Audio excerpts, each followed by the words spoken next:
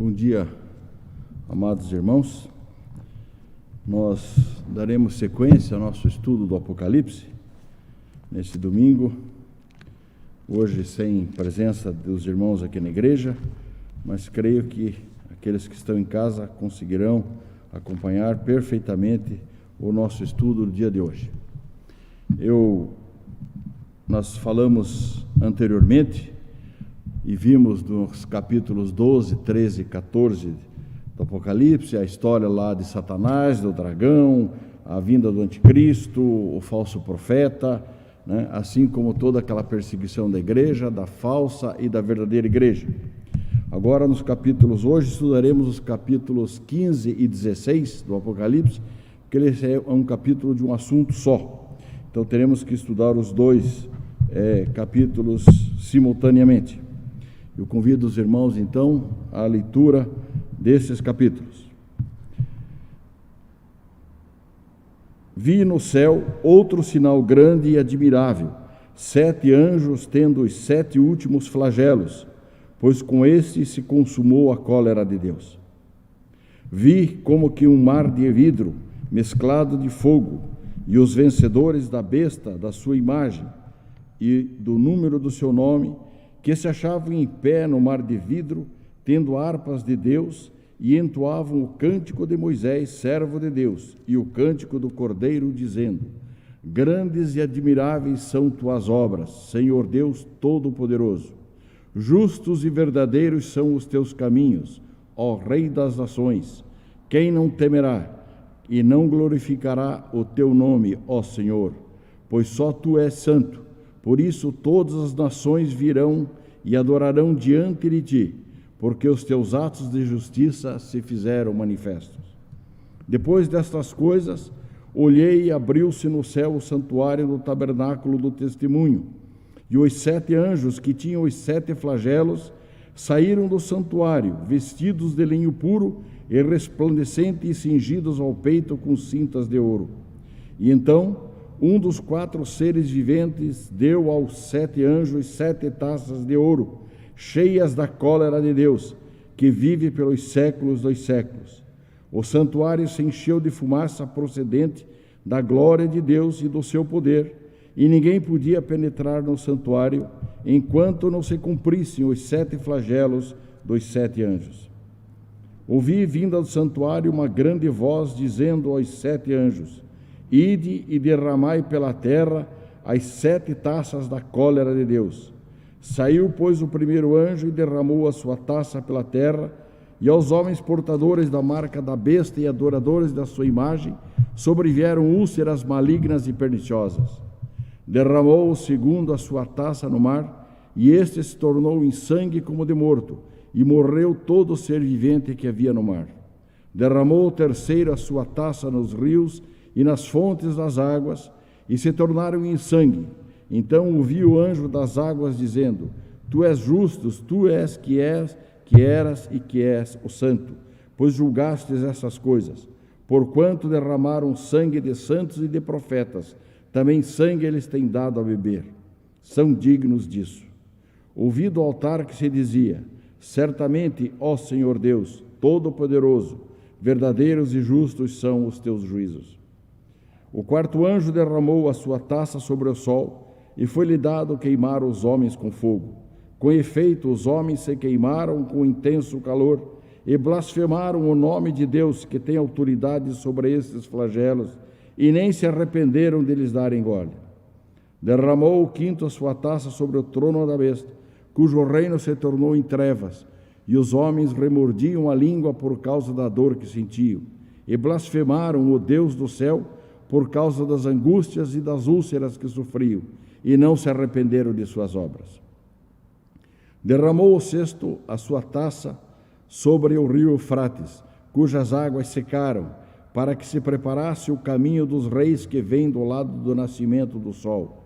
Então vi sair da boca do dragão, da boca da besta e da boca do falso profeta 3 espíritos imundos semelhantes a rãs, porque eles são espíritos de demônios, operadores de sinais, e se dirigem aos reis do mundo inteiro com o fim de ajuntá-los para a peleja do grande dia do Deus poderoso.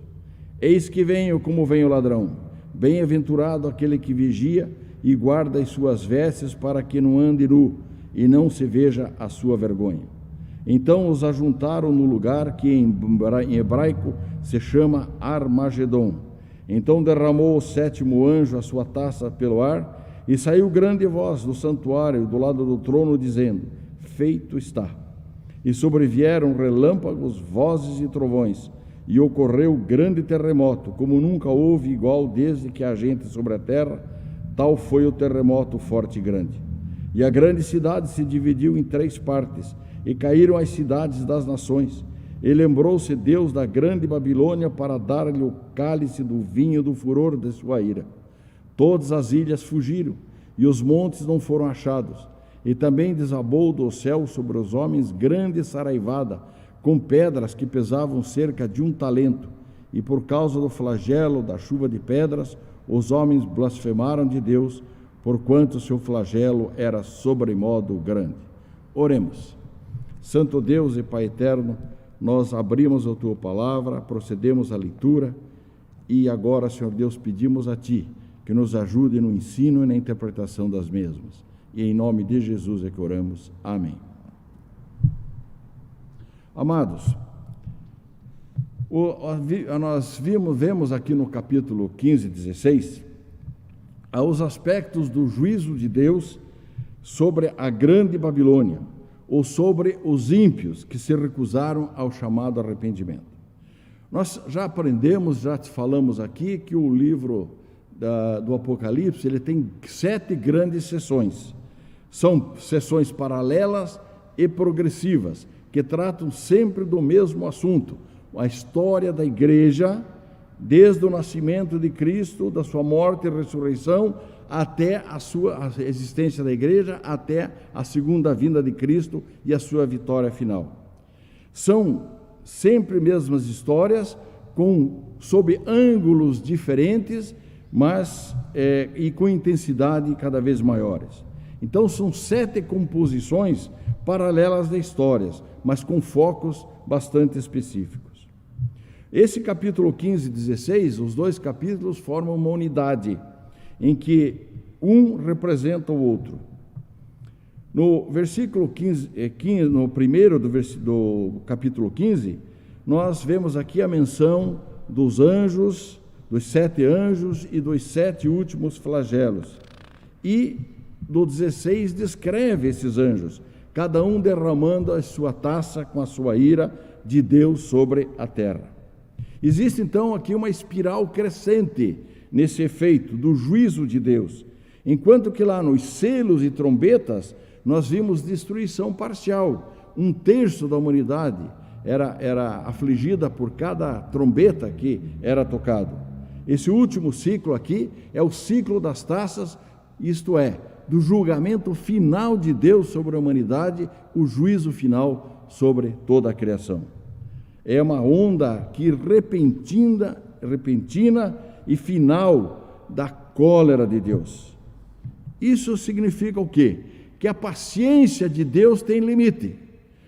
A hora que extravasar o cálice da ira de Deus, da cólera de Deus, ela será derramada sobre toda a humanidade. É isso que o livro aqui está nos dizendo. A paciência de Deus chega ao limite. Deus é benigno, é benevolente, Ele é longânimo, paciente, mas tudo tem um limite. Então vejamos, capítulo 15, verso 1. Vi no céu outro grande sinal e admirável, 7 anjos, tendo os 7 últimos flagelos, pois com esses se consumou a cólera de Deus. Aqui João coloca, vi um outro sinal, e sempre começa assim. Cada ciclo do livro começa com um sinal que João vê nos céus, né? E aqui ele coloca logo depois daquela história da mulher radiante, do 12, né, no capítulo 12, como nós já vimos, e o grande adversário dela, que era o dragão vermelho, é o próprio Satanás. Aqui então é a 3ª vez que João descreve esse mesmo sinal, tá certo? E vê 7 anjos com 7 flagelos. Número 7 é o sinal da totalidade, o número da completude. Então aqui representa a totalidade da cólera de Deus. Representa, então, o final e completo julgamento de Deus sobre a humanidade. A ira é derramada, tá certo, de Deus, com grande sofrimento, com morte, rios de sangue, fogo, trevas, seca total e total destruição. Então, isso significa que o ciclo dos 7 flagelos está terminado e aponta para o dia final. Porque depois do derramamento da ira de Deus, o próprio Deus é quem administra esse castigo. Nas trombetas, então, nós vimos o perecer e o castigo sempre sobre uma parte da criação, dando uma oportunidade de arrependimento para o povo, que na medida em que o povo visse os flagelos, visse aquele sofrimento, pudesse se arrepender, cair de joelhos se arrependendo dos seus pecados. Por isso, nas taças agora, a destruição é total, porque não houve arrependimento. Então, nas taças é o juízo total. Significa o quê? Que nenhum homem é desculpável diante da justiça de Deus.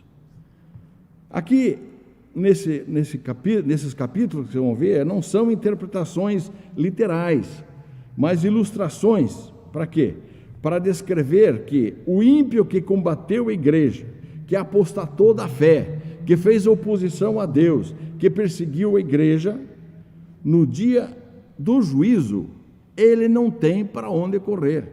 Esse é o significado da destruição total quando aparece aqui. Não há refúgio para o ímpio, não há refúgio para aquele que fez oposição a Deus. E é interessante que aqui ele fala o seguinte: pois com este se consumou, isto é, chegou ao fim, tudo está pronto e realizado. Deus cumpriu os seus propósitos, já se consumou. Não é que vai acontecer, já se consumou. No dia da cólera, do derramamento das taças, tudo está consumado. Feita essa introdução, é interessante que ele faz essa introdução, e já João vê aqui, aparece um interlúdio em que ele vê uma visão celestial agora, tá certo? E vi como que um mar de vidro mesclado de fogo, e os vencedores da besta, da sua imagem e do número do seu nome, que se achavam em pé no mar de vidro, tendo as harpas de Deus. A cena muda e João agora vê o quê? Vê a igreja celestial, vê os crentes reunidos, vê os remidos de Deus junto ao trono de Deus, não é? Vê da vitória da igreja, a igreja vitoriosa junto com Deus agora, não é? E aqui ele registra o quê? Registram cânticos, que esse cântico é o cântico de uma mescla do cântico de Moisés com o cântico do Cordeiro. E João observa então esse mar de vidro que ele viu quando ele registrou anteriormente na sala do trono. Quer dizer, mar de vidro, o que significa? Significa que não é diferente do mar da terra. Mar da terra tem o significado apocalíptico de confusão, de coisas difíceis, de intempéries, de coisas inconstantes. E aqui não, aqui nós temos a constância, a paz, a tranquilidade, por isso o mar de vidro. Transparente, limpo, parado, sem dificuldades. Aqui novamente ele vai mencionar os santos, aqueles que venceram a Satanás, aqueles que estão em pé, diante do trono, no mar de vidro, né? Sabemos então o significado. Também sabemos o significado do fogo aqui, que simboliza o quê? A ira de Deus e a maneira como Deus destrói os seus inimigos. E aqui eles estão com harpas celestiais nas mãos, entoando hinos de vitória, porque o próprio Deus os tinha capacitado para que triunfassem sobre o diabo, e assim a igreja, os anjos e toda a criação de Deus no céu entoam um cântico de vitória. Na verdade, aqui está toda a igreja remida de todos os tempos, de todas as épocas, de todas as eras, reunidas agora diante do trono celestial. E entoavam o cântico de Moisés, servo de Deus, e o cântico do Cordeiro, dizendo: Grandes e admiráveis são as tuas obras, Senhor Deus Todo-Poderoso. Justos e verdadeiros são os teus caminhos, ó Rei das nações. Quem não temerá e não glorificará o teu nome, ó Senhor? Pois só tu és santo. Por isso todas as nações virão e adorarão diante de ti, porque os teus atos de justiça se fizeram manifestos. Pelo contexto aqui da história, então os vencedores cantam um hino de triunfo, tá certo? E aqui tantos vencedores, tanto do lado do Velho Testamento como do Novo Testamento. Toda a história da igreja, toda a história do povo de Deus aqui reunido está cantando. Não é? Por isso o cântico de Moisés e o cântico do Cordeiro. Nessa mescla, eles então entoam um hino que é um hino de todo o seu povo eleito, desde lá dos primeiros eleitos de Deus até aqueles que serão chamados ainda um dia. Aqui mostra exatamente os atos de justiça, isto é, tudo o que acontece, Senhor, agora no derramamento da sua ira, na justiça que o Senhor está fazendo, é porque o Senhor é justo, o Senhor está cumprindo a sua justiça. Justos e verdadeiros são os teus caminhos. É isso que eles estão declarando, declarando a justiça de Deus. Depois dessas coisas, olhei e abriu-se no céu o santuário do tabernáculo do testemunho. E os 7 anjos que tinham os 7 flagelos saíram do santuário vestidos de linho puro e resplandecentes e cingidos ao peito com cintas de ouro. João desvia um pouco a sua atenção dos santos em louvor e canção para uma visão de algo que vai acontecer. Então João agora vê o templo aberto e a visão dos santos dos santos. Ora, quando sabemos que a visão dos santos, só tivemos acesso aos santos dos santos, quando Jesus, na sua obra do Calvário, rompeu o véu através do seu sacrifício. Não é? Então, no fato de Jesus pagar pelos nossos pecados, rompeu esse véu e não há mais separação entre Deus. E agora nós temos, então, o acesso direto, o sacrifício de Cristo, que substituiu aqueles sacrifícios dos animais imundos. Então é essa visão que João tem. E João fala da palavra testemunho. O quê? Testemunho, então refere-se o quê? Refere-se àquela arca, a arca que continha as 2 pedras com os mandamentos de Deus.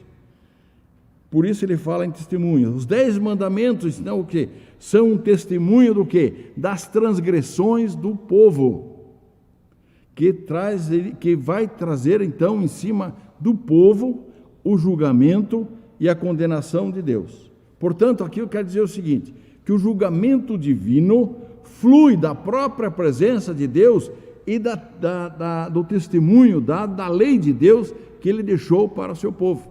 Portanto, o povo é culpado na medida em que não obedece os estatutos do Senhor. E isso é o pecado. Pecado é isso, é o rompimento, tá certo? É a desobediência daquilo que Deus ordena. Então Deus executa a justiça e retidão com o quê? Com base nessa lei que ele deixou, nesse testemunho. E em consequência, os 7 anjos recebem agora o quê? Poder para derramar as taças dos flagelos sobre a humanidade. Qual a humanidade? Sobre os seguidores do anticristo, esse que ele fala aqui, sobre os seguidores do anticristo, sobre aqueles que se opõem à lei de Deus, isto é, todo aquele que resistiu à ação do Espírito Santo, sobre aquele que não foi remido, sobre aquele que não é salvo em Jesus Cristo. Os 7 flagelos que ele trata aqui é uma reversão lá no livro de Levíticos. Levíticos 26 e 21 vai dizer: e se andardes contrariamente para comigo, e não me quiserdes ouvir, trarei sobre vós pragas 7 vezes mais, segundo os vossos pecados. Esses anjos, então, que vêm da presença de Deus, e é dada autoridade aqui para despejar os flagelos sobre aqueles que rejeitaram e fizeram oposição a Deus, e um deles aqui tem a responsabilidade de instruir João, por que tá certo? Vai acontecer isso. Aqui as roupas também, que se descreve esse versículo, representam pureza, dignidade, autoridade e proeminência. Por quê? Porque Deus confiou a esses anjos, deu proeminência a esses anjos para essa tarefa muito especial. Versículo 7. Então um dos 4 seres viventes deu aos 7 anjos 7 taças de ouro, cheias da cólera de Deus, que vive pelos séculos dos séculos. O santuário se encheu de fumaça procedente da glória de Deus e do seu poder, e ninguém podia penetrar no santuário enquanto não se cumprissem os 7 flagelos dos 7 anjos. Aqui as 4 criaturas viventes, nós já sabemos, representam a criação de Deus, né? E as 7 taças aqui estão cheias da fúria da sua ira. Fumaça ou neblina que emana da glória de Deus, né, sempre permeia o seu santuário. Agora a fúria da ira de Deus aqui é tão intensa que nenhuma criatura pode entrar na sua presença. O tempo, então, quer dizer o quê? Quando a fúria de Deus chega a esse ponto em que ele derrama a sua ira e dá ordem aos anjos para derramar as taças sobre os ímpios, quer dizer o quê? Nenhuma mais criatura podia penetrar no santuário, isto é, o santuário que estava aberto, fecha-se novamente. Por quê? Porque o tempo do julgamento chegou, o tempo da misericórdia acabou, não há mais possibilidade de conversão, não há mais possibilidade de salvação, o julgamento chegou ao final. É isso que ele está significando aqui, esse fechamento do Santo dos Santos. Isto é, quem está, está, quem entrou, entrou, quem não entrou, não entra mais. É isso que Deus está falando aqui. E agora ele fala dos 7 flagelos. Convém aqui fazer um pequeno esclarecimento. Os flagelos descritos aqui correspondem mais ou menos igual aos flagelos que houve lá no Egito, mas numa sequência diferente. Também nós temos que fazer aqui uma comparação com os selos e trombetas, porque apesar de serem semelhantes à história, aqui tem uma intensidade maior e uma pequena inversão. Quando nós estudamos as trombetas, nós vemos lá que nas trombetas existem quatro punições sobre a parte física da terra, sobre a natureza, e 3 aos homens. Aqui inverte um pouco, são 3 para a natureza e 4 para os homens. Então, na verdade, todos os selos, as trombetas e as taças falam do juízo de Deus e dizem as mesmas coisas em 3 tempos difíceis. Começam, falam, aplicam e mostram o juízo de Deus, o juízo final. Quer dizer, não é que nós tenhamos vários juízos finais na história. Por isso, o Apocalipse não é um livro cronológico, não pode ser interpretado cronologicamente, mas saber que são histórias paralelas num crescente cada vez maior, e aqui eles mostram o juízo de fato de Deus, o que acontece quando a ira de Deus chega no seu ápice, quando ele corta toda e qualquer possibilidade de perdão.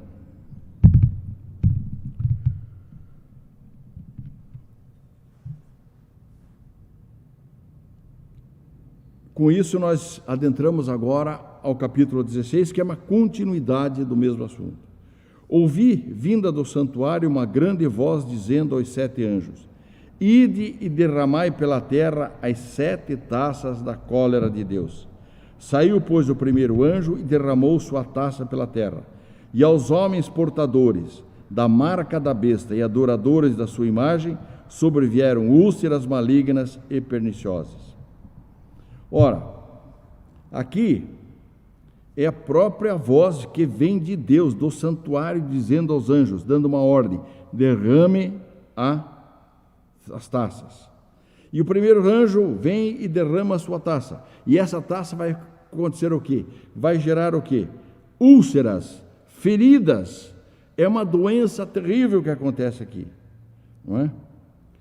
E é interessante, quer dizer, que o grego, no literal, ele vai dizer, derramou sua taça no interior da terra. Isso quer dizer que essa aflição física não é só exterior, mas ela é interior também.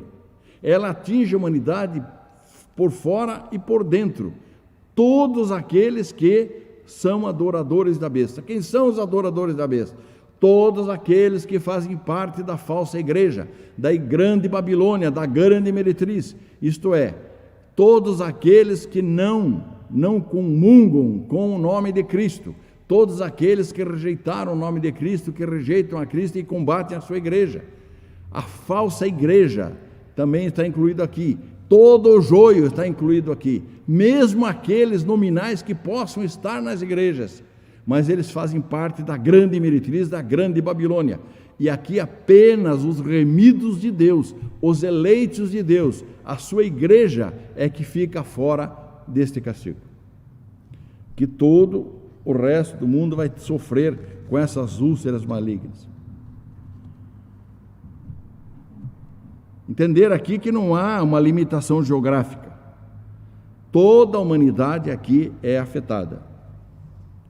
Em seguida, vem o segundo anjo, e derramou o segundo a sua taça no mar, e este se tornou em sangue como de morto, e morreu todo ser vivente que via no mar.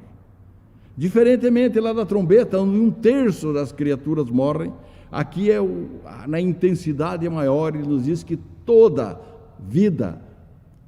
a vida do mar é eliminada. Deus julga aqui, quer dizer o quê? O mundo inteiro. O suprimento de alimento do mar é tirado totalmente da raça humana. E isso vai causar o quê? Fome, morte para todos aqueles que dependem do mar. Isso aqui tem uma influência muito grande, principalmente quando João está escrevendo isso, na região que ele estava. Porque aquela região da Grécia, tá certo? A ilha de Patmos, da Ásia Menor, eles vivem e dependem do mar. Eram regiões que, se faltasse o mar, acabava. Era a fome generalizada na época. Então aqui tem um significado muito forte para isso aqui. E vem o terceiro anjo, e derramou a sua taça nos rios e nas fontes de águas, e se tornaram em sangue. Esse é um paralelo à terceira trombeta, né? E se refere lá àquela tornar as águas em sangue, como nós vimos no Egito também, né? E a esse flagelo atinge aqui diretamente a vida humana, tá certo? Porque sem água não há como sobreviver. Não existe sobrevida humana sem água. E Deus transforma toda a fonte de água da terra em sangue. Isto é,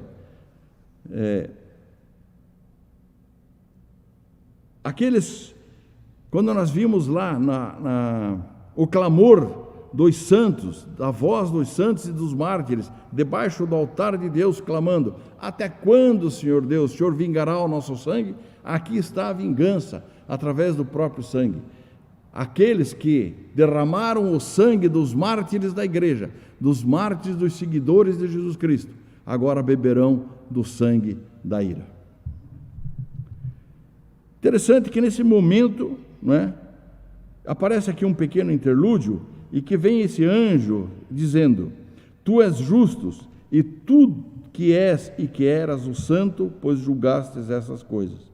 Porquanto derramaram sangue de santos e de profetas, também sangue eles têm dado beber, são dignos disso.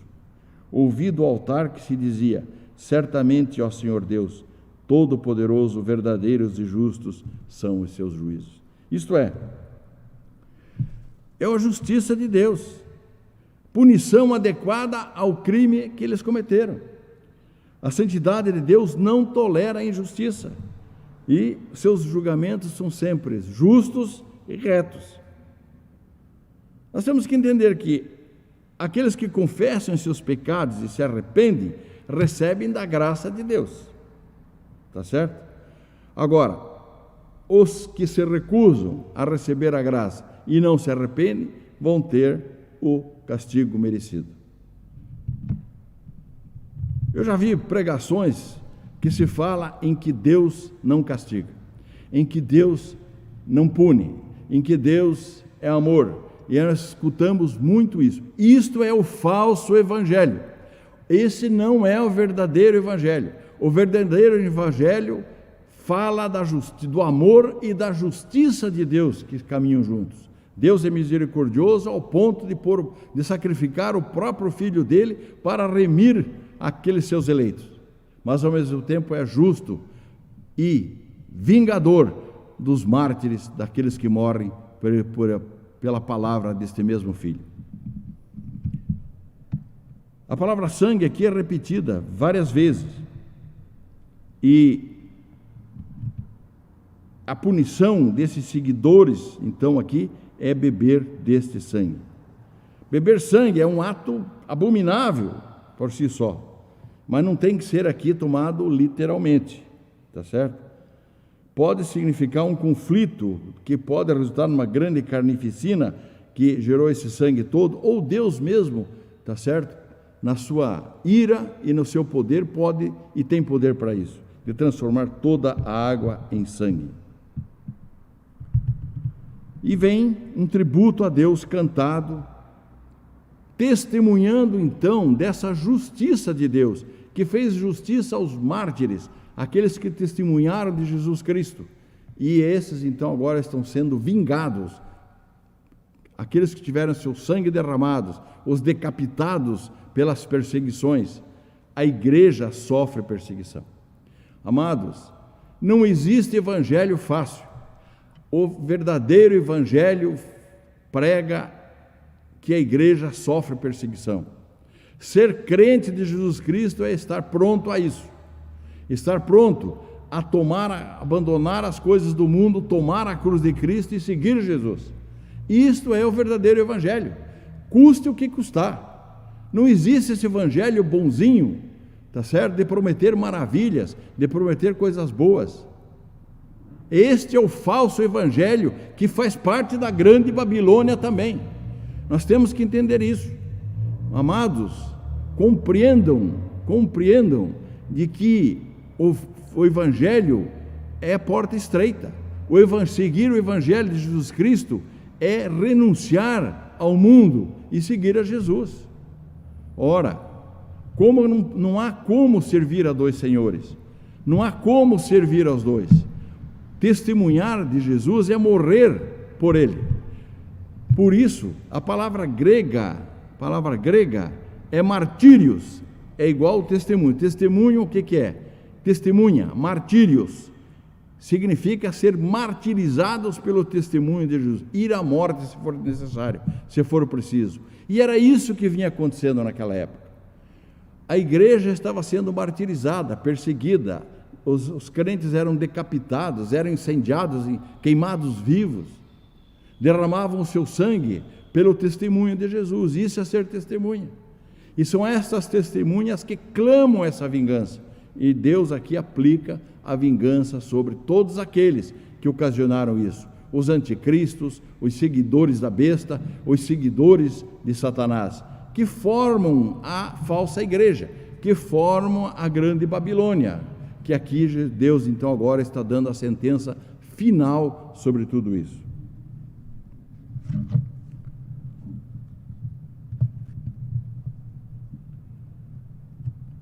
O final dos tempos aponta para quê? Aponta para o final do sofrimento da igreja, porque a igreja vai ter sofrimento, tribulação até o final. Haverá um momento de grande sofrimento, sempre houve, mas continuará havendo, e haverá cada vez mais. O quarto anjo derramou sua taça sobre o sol, e foi-lhe dado queimar os homens com fogo.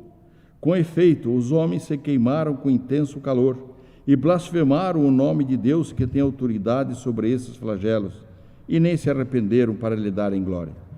Diferentemente aqui da quarta trombeta, aqui o sol não é eclipsado, mas brilha com tal força que queima as pessoas. E eles não têm onde se esconder dessa claridade, desse sol. O sol aqui que tinha que sempre foi fonte de vida, fonte de luz, aqui torna-se, né, algo destruidor, tá certo? Com temperaturas tórridas, cozinhando as pessoas, assando, né, o povo. E quem faz isso? Quem dá esse poder? Deus. Deus é que deu o poder ao sol de queimar os homens. Foi-lhe dado queimar. Deus deu esse poder, dá essa intensidade desse calor. Para quem? Para aqueles que blasfemam. E apesar de queimarem, de estarem queimando, de estarem sofrendo, o que o povo faz? Se arrepende? Não. Blasfemam o nome de Deus. É isso que acontece. E aqui tem uma coisa interessante. É blasfemar. A pessoa não... O que significa isso? Significa que o povo, apesar de sofrer, apesar de receber o castigo de Deus, não existe um arrependimento. Sofrimento não leva ao arrependimento. É uma lição que nós temos que aprender aqui. Por mais que o povo sofra, ele não se arrepende do mal. Ele blasfema o nome de Deus, ele joga a culpa em Deus, mas ele não se arrepende. Ele nunca olha para o interior, para o seu pecado, para se arrepender, para pedir perdão a Deus. Por quê?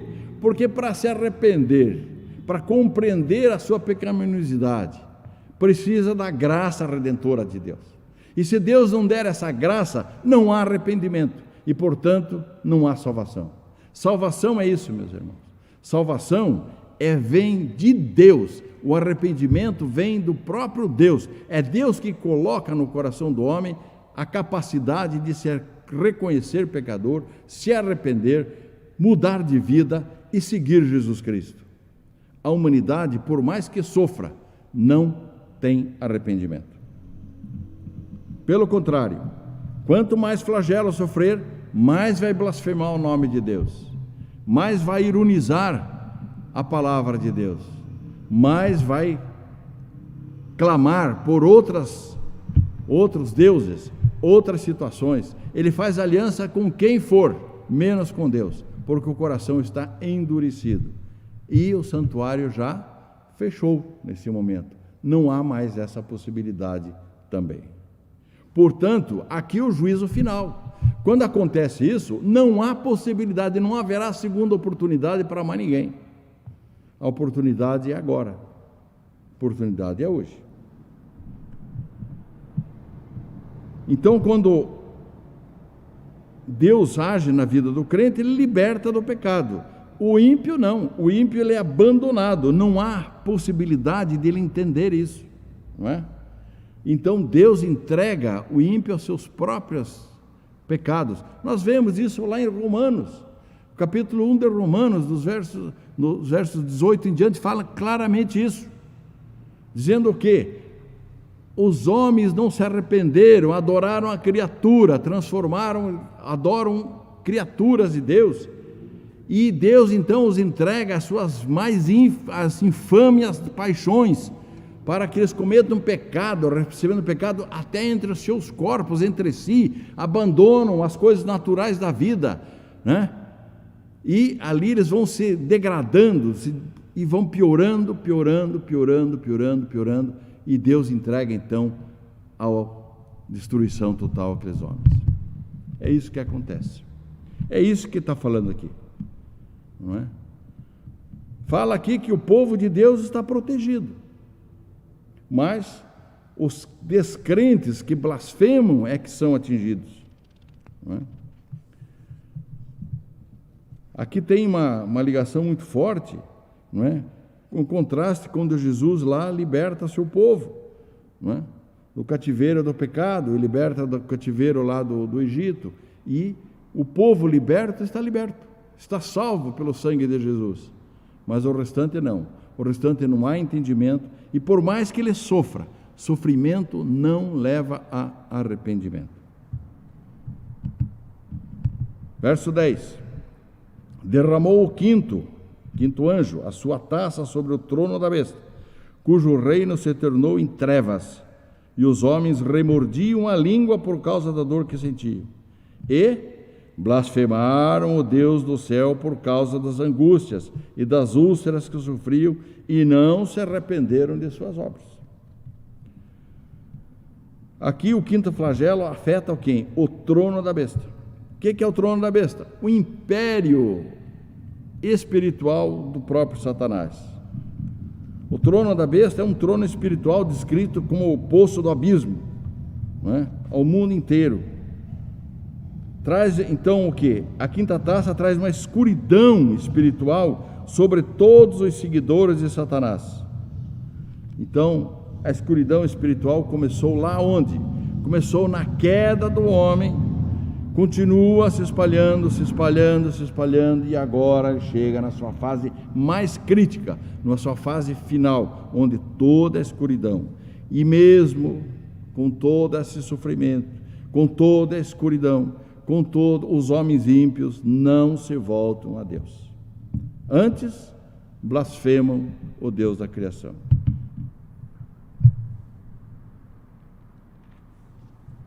Essas obras estão expressas aqui no final da sexta trombeta, e que são adoração aos ídolos, assassinatos, artes mágicas, imoralidade sexual, roubos, corrupção, tudo que tem de pecaminoso no mundo. Verso 12: derramou o sexto anjo a sua taça sobre o grande rio Eufrates, cujas águas secaram, para que se preparasse o caminho dos reis que vem do lado do nascimento do sol. João aqui usa aparentemente uma referência profética lá do Antigo Testamento, que previa a seca do Eufrates e as águas da Babilônia. Se encontra lá em Isaías 11:15, em Jeremias 50:38, em Zacarias 10 e assim por diante. Essa profecia lá atrás se cumpriu nos dias de Ciro, rei da Pérsia, que em 539 atravessou o Eufrates com seu exército e conquistou a Babilônia. No entanto, aqui é uma linguagem simbólica. E essa seca de Eufrates funciona como um símbolo para permitir que as forças anticristãs partam para a guerra, enganando, se possível, até os eleitos.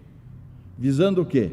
Visando a destruição da igreja, né? Mas é a própria derrocada final de Satanás e das suas hostes. Verso 13: então vi sair da boca do dragão, da boca da besta e da boca do falso profeta 3 espíritos imundos semelhantes a rãs, porque eles são espíritos de demônios, operadores de sinais, e se dirigem aos reis do mundo inteiro com o fim de ajuntá-los para a peleja do grande dia do Deus Todo-Poderoso. Satanás agora aqui produz uma paródia de Deus, não é? De Deus, de Cristo e do Espírito Santo. E Deus aqui é parodiado pelo dragão, que é Satanás, que se opõe a Deus, a besta como o anticristo e o falso profeta, que parodia aqui o Espírito Santo. E saem da boca dessa trindade maligna, que agora, tá certo? Uma rápida sucessão de mentiras e falsidades, que João utiliza aqui como o símbolo de 3 espíritos malignos, né? Que ele fala e compara com 3 rãs. No Antigo Testamento, o rã aqui era considerado animais imundos, animais impuros, né? Vejam lá em Levíticos, Deus já fala isso. Porém, todo aquele que não tem barbatana nem escama, nos mares, nos rios, todos os que chameiam as águas e todo ser vivente que há nas águas, esses serão para vós outros abominação. As rãs, a praga das rãs do Egito. Rã era malignidade, eram as coisas erradas, né? Era a mentira, espíritos malignos. Rã, até hoje, na cultura, não é? Nós vemos aí feitiçarias feitas com rã, com sapo, essas coisas, porque eles representam espíritos malignos, né?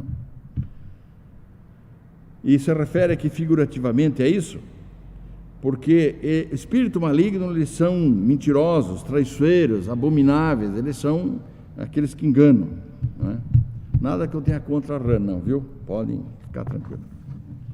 Além de distorcer a verdade, esses espíritos também têm a habilidade de executar sinais e de enganar pessoas. Esses espíritos malignos fazem sinais, fazem maravilhas, fazem curas até. São esses os falsos curadores que, em nome de Deus, vão curar também, mas não têm participação com Deus. Mas estão enganando, estão levando o povo para a falsa igreja, para o falso evangelho, por um evangelho não verdadeiro. E é isso que nós temos que cuidar.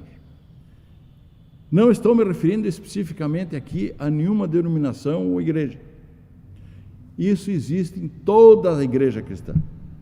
Toda a igreja cristã acontece isso. Sempre dentro da igreja cristã tem os salvos e o joio. E dentro desse joio existem os falsos profetas, aquelas pessoas que conduzem o povo para o lado errado, para um evangelho errado, que pregam um evangelho diferente. E o próprio Paulo nos fala isso. Mesmo que venha um anjo e pregue um evangelho diferente do que eu vos tenho pregado, seja anátema, seja colocado para fora, seja expulso, seja excluído.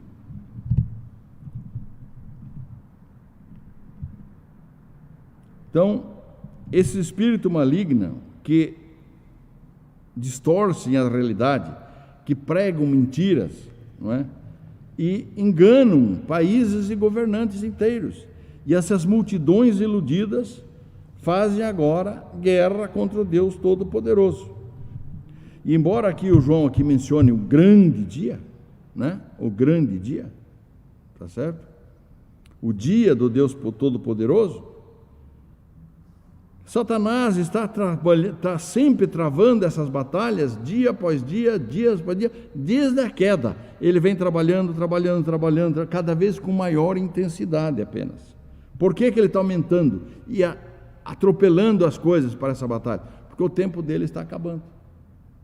Está chegando o tempo que ele vai ter a derrota final, e ele sabe disso. E ele precisa lutar e espernear, em direito nós chamamos de Judes Esperneandis, não é isso? Isso é nesse dia. E esse dia grande, de fato, é o dia do quê? Dia em que, nessa grande luta que vai ter, no dia que é mais difícil, na época em que a igreja estiver passando pelo maior sofrimento, pela maior perseguição, quando a igreja estiver desanimando, vendo, não há mais possibilidade, Senhor, porque nós estamos sendo afogados pelo anticristo, pela mentira, pelo mundo que dominou tudo isso, pela mentira dessas três espíritos malignos que saem da boca do dragão, que conduzem as nações, parece, contra o povo de Deus, blasfemando o nome de Deus. Aqui tem um interregno bonito que diz assim, entre parênteses: eis que venho como ladrão, bem-aventurado aquele que vigia e guarda as suas vestes, para que não ande nu e não se veja a sua vergonha.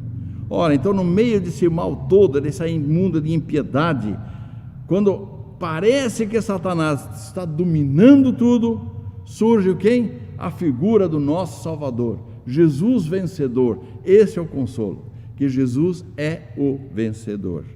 Então, nessa dramatização apresentada no livro, aparece agora essa figura de Jesus. É um lembrete, aqui um lembrete das palavras de Jesus a seus discípulos e seguidores em toda a terra. Para quê? Para que estejamos preparados para esse dia e que não sejamos pegos, né, desprevenidos, porque Jesus voltará a qualquer momento. Nós não sabemos o momento e a hora, então temos que estar. Para quê? Devemos vigiar e guardar o quê? As nossas vestes, para que não andemos nus e não vejam as nossas vergonhas. O que significa isso? O que significa isso? Eu já vi gente falar que toma banho de roupa porque se Jesus voltar não quer ser pego nu. E levam aqui literalmente essas coisas. Não é nada disso. Pelo contrário, tem nada a ver uma coisa com outra. Aqui no sentido de estar espiritualmente preparado, espiritualmente vestido com o sangue, revestido com o sangue de Jesus. Cuide das vestes, é isso que Deus está dizendo. Eu te dei uma veste limpa, lavada no sangue de Jesus, livre do pecado. Cuide dela. Agora se fica, mantenha ela limpa, para que o dia que eu voltar, eu te encontre você em condições de ser a minha noiva. É isso que ele está falando. Está certo? Não é? Então, aqui é uma vigilância do crente. Não é? Devemos estar revestidos espiritualmente. Com o quê? Com a palavra de Deus, é ela que nos reveste. Não é? Porque quando o tentador vier com mentiras e enganos, não é? Nós possamos resistir à tentação e aos ataques do Satanás. Com o quê? Com a armadura de Deus. Deus nos deu uma armadura para resistir. E qual é essa armadura? A palavra da verdade. No fundo é a palavra da verdade, é a Bíblia. Por isso nós temos que estudar a Bíblia, estar prontos, estar espiritualmente preparados. Porque quem estuda a Bíblia, quem lê a palavra de Deus nos corrige, ela nos exorta, ela nos orienta, ela nos faz trabalhar e andar em santidade diante dele. Ela nos encaminha para isso. E é para isso que nós devemos então estar sempre atentos à palavra de Deus. Verso 16: E então os ajuntaram no lugar que em hebraico se chama Armagedon. Esse Armagedon. Quanta coisa se fala desse tal do Armagedon. E quanta bobagem também se fala sobre Armagedon.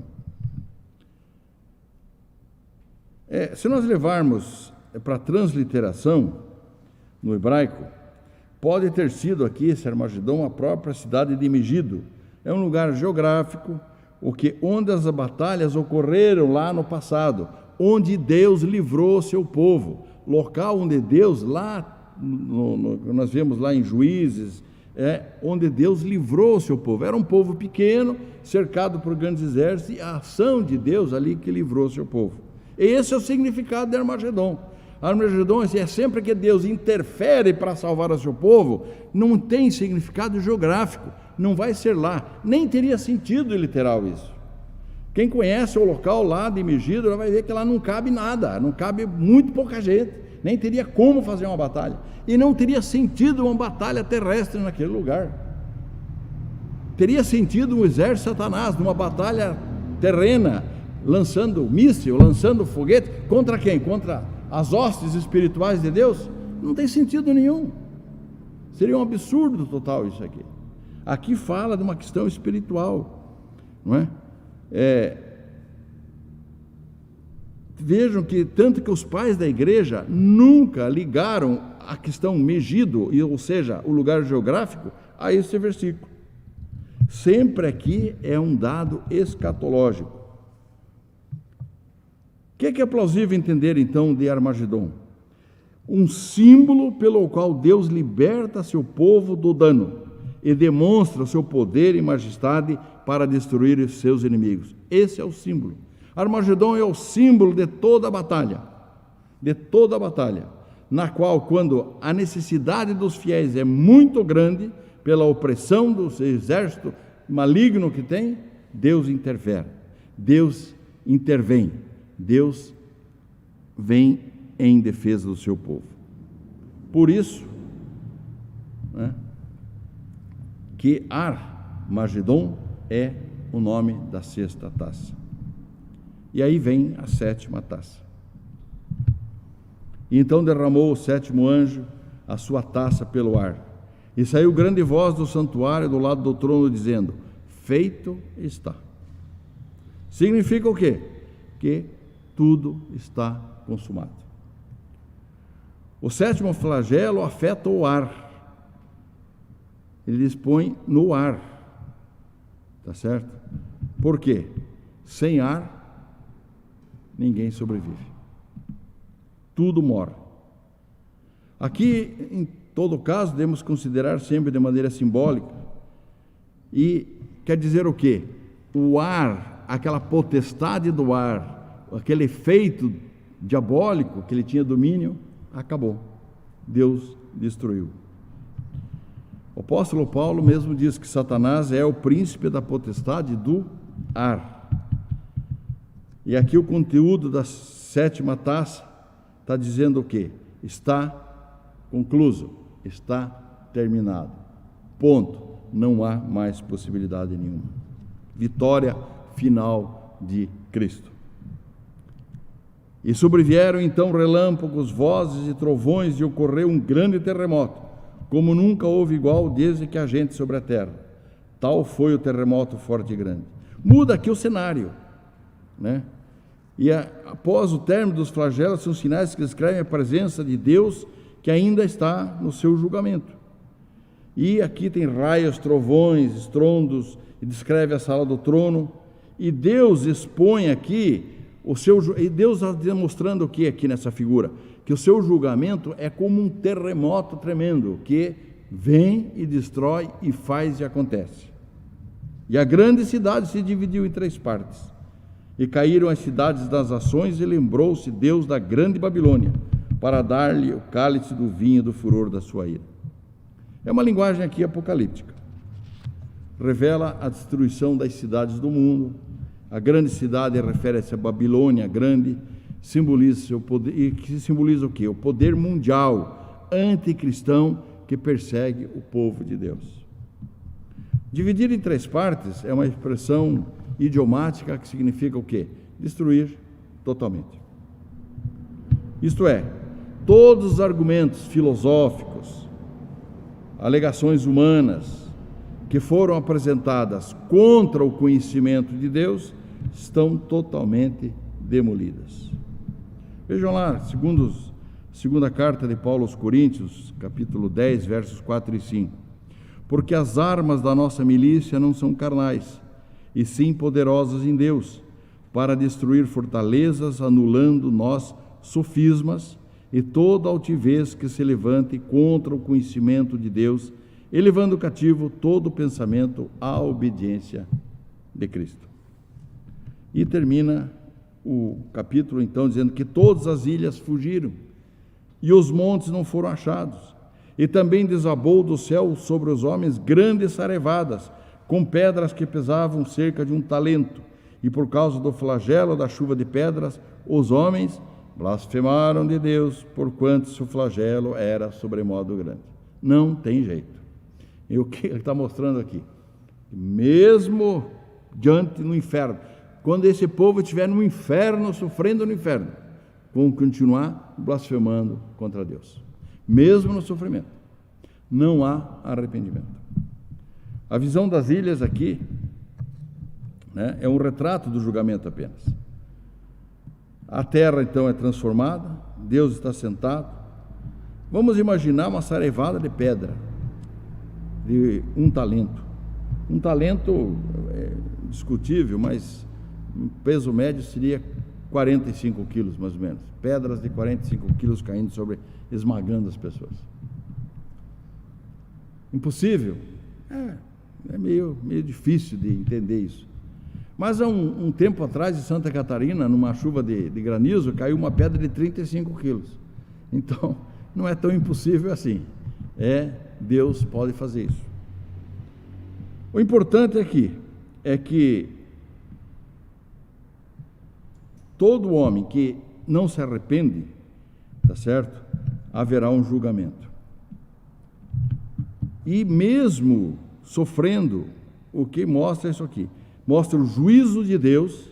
Aqui, esses 2 capítulos mostram o quê? Mostram o juízo final de Deus sobre o povo ímpio, sobre aqueles que seguem a besta, sobre aqueles que blasfemam o nome de Deus, aqueles que acreditam em filosofias vãs, aqueles que acreditam e que não creem em Deus e que desprezam a palavra de Jesus Cristo. Esses formam a falsa igreja, a grande Babilônia, e para eles é esse juízo final. A igreja não está aqui mais. A igreja, nesse momento do juízo, não sofre dano. A igreja está com Deus. Mas aqui, tá certo? Há um grande sofrimento e um grande castigo.